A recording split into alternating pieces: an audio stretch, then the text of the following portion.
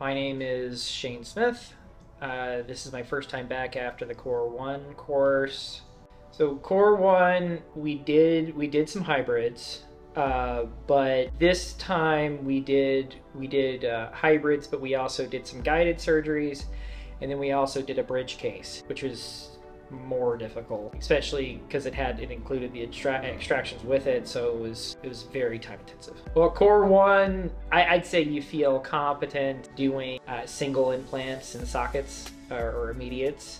I feel like this kind of helps you take it to, at least locators and beyond, or at least gives you a taste of what's beyond that. Not that you didn't know before, but it helped. I think I feel a bit better about doing just a overdenture with locators now. I would recommend Core 1 Plus because, if you took Core 1, because you're gonna get more of the prosthodontic piece, or at least see how the implant placement ties into your prosthodontic treatment planning in Core 1 Plus. But then also you're gonna get more experience doing this than a lot of dentists will get in a year or 2 years of practice.